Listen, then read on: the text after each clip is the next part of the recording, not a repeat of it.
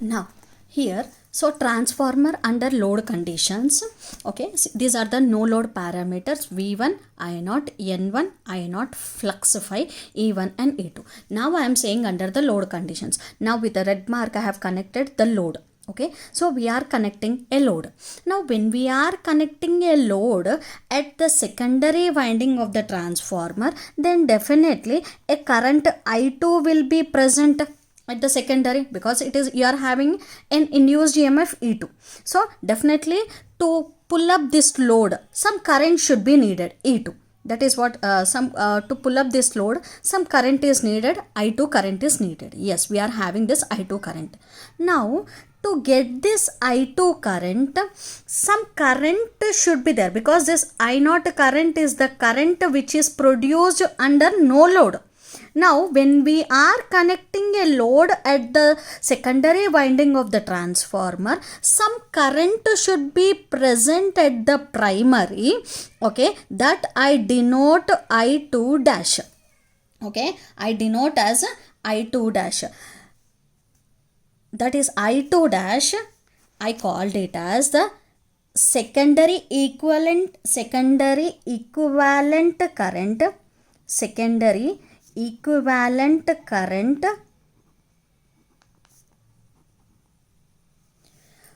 secondary equivalent current in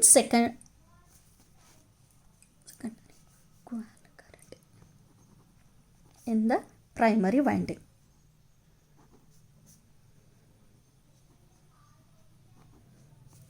Next, I2 is what? Your secondary current in the secondary winding. In the secondary winding.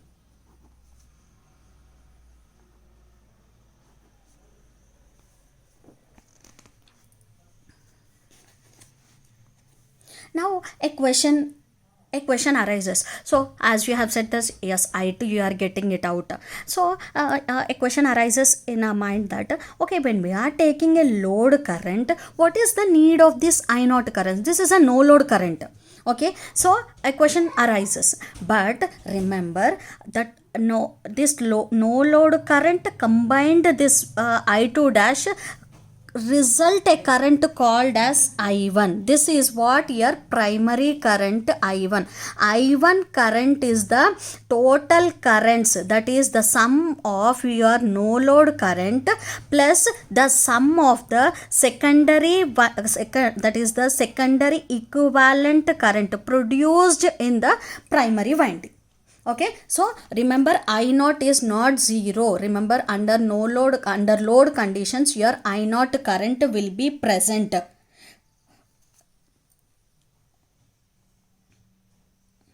Suppose you are saying that why the need is why it is present.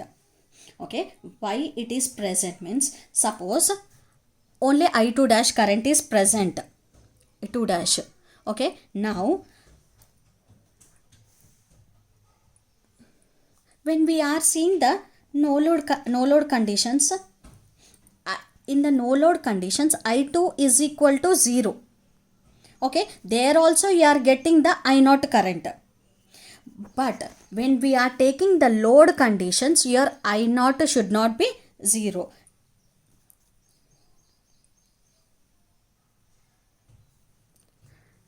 Now, so when I2 is equal to 0 under no load conditions, you are getting a load current. So when you are connecting a load also, the resultant current is I1 is equal to I0 plus I2 dash. So total current we need to be considered. Okay, now here see. Okay, now what is happening inside this iron core material? We need to see. So when we are taking this I2, so here when we are having a I2 current, so here at the secondary winding you will be having N2.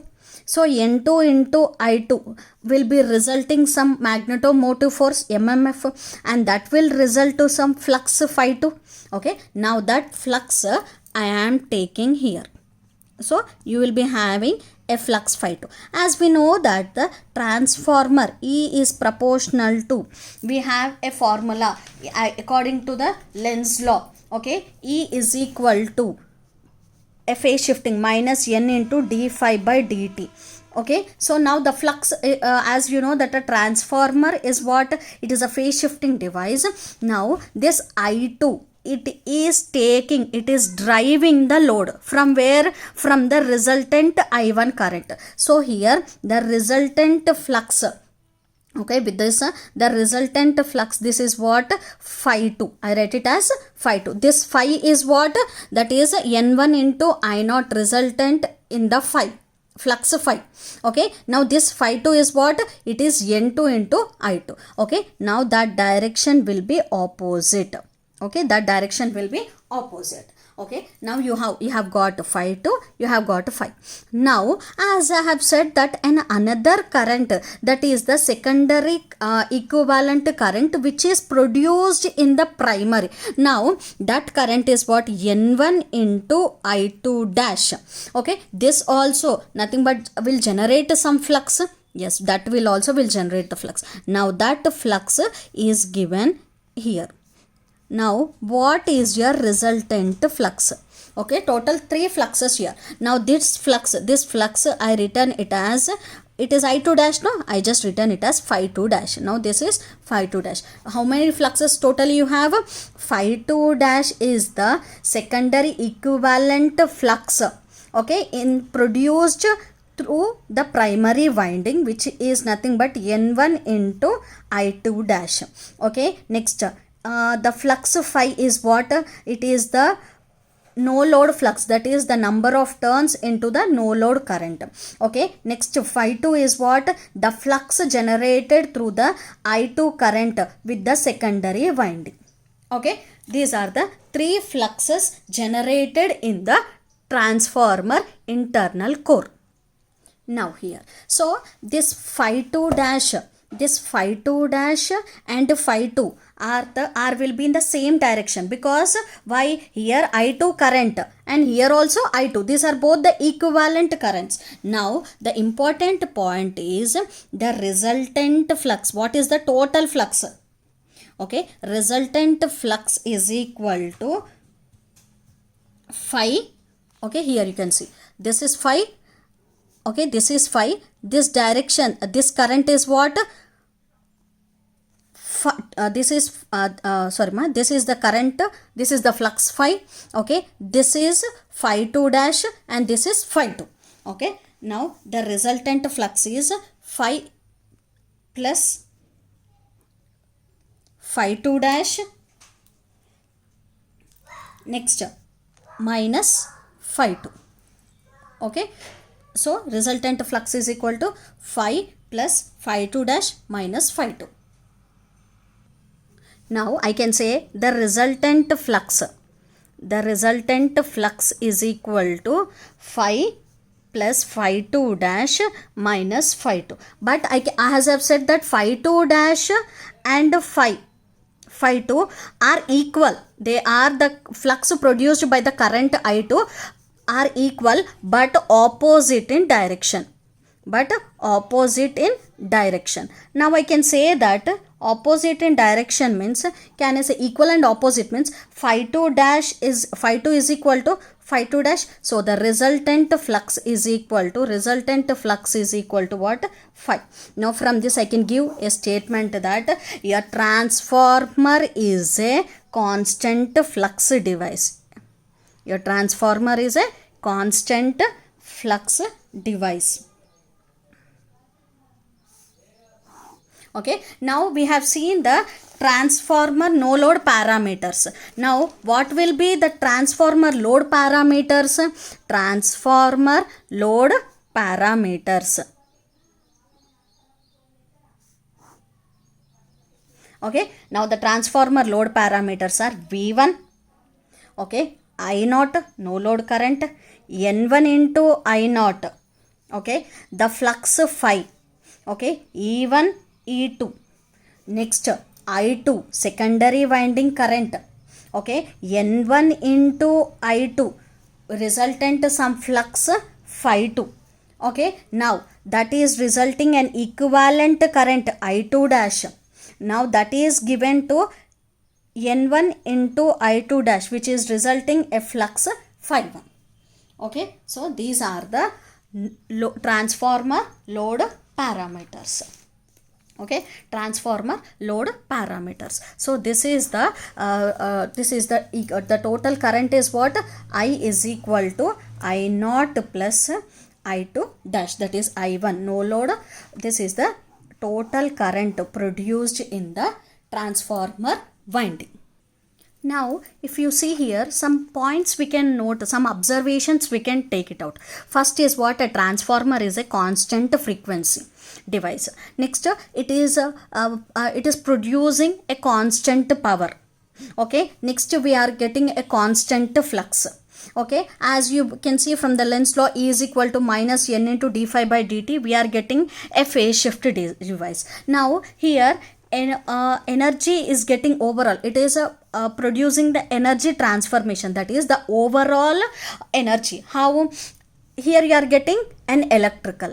Okay, from that electrical energy you are getting a magnetic energy. From that magnetic energy again it is converted to an electrical energy. So the overall here you are no mechanical energy is being introduced. Electrical to magnetic, magnetic to electrical.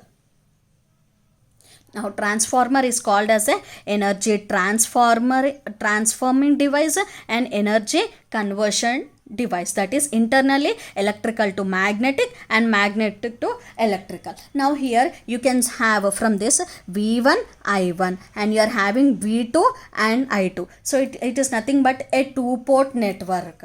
Yes, two-port network, and it is nothing but it is controlling all the parameters. You can call it as a control circuit. Now here, as no moving parts are present in the transformer, it is also called as a stationary device, nothing but a static device. Okay, it is called as a static device. Now I'll write down all those observations which we have seen in the transformer. Observations. Okay, so what are the observations we have taken it out? The observations are transformer. Transformer is what? It is a constant frequency device. Constant frequency device. Next, it is a constant power device. It is so nothing but power is what? Why I am saying power? P is equal to V into I. Okay, so here having V1 into I1 is equal to V2 is equal to I2. That is nothing but a constant power device. Constant flux device. Constant flux device. Phase shifting device. It can produce a 180 degrees phase shift. Next, it is nothing but a energy transferring device. Energy transferring device or transferring device, or we can say energy conversion device. Energy conversion device, that is which energy to which energy? Internally electrical to magnetic, electrical to magnetic, and vice versa, magnetic to electrical, magnetic to electrical. Now it is as you are having V1 I1 and V2 I2, you can say it is a two-port network. It is a two-port network, and it is a two-port network and a control circuit. Okay, and a controlled circuit. It is also called as a static device. It is also called as a static. As you are having what? As you are having no stationary parts, it is called as a stationary device or a static device. This is the complete transformer under which conditions? Under load conditions. Okay, now from that I can say that the transformers ratio, here I can define a term called as transformers ratio. Transformers ratio, which is denoted as K. Okay, that K is equal to N2 by N1, that is equal to V2 by V1, that is equal to I1 by I2. Okay, the transformer ratio is given as depending upon your turns ratio. N2 is nothing but what? Your secondary winding transformer ratio, that is the turns ratio. N2 is the turns ratio, that is the number of windings in the secondary transformer. N1 is the number of windings in the primary transformer winding, N2 by N1 is called as your turns ratio. Okay, N2 by N1 is called as a turns ratio. V2 is what? The voltage produced at the secondary winding. V1 is the voltage given at the primary winding. I1 is the current in the primary winding. I2 is the current in the secondary winding. From that I can say that V1 I1 is equal to V2 I2. Okay, so this is what about the given transformer under which conditions? Under load conditions. Okay, now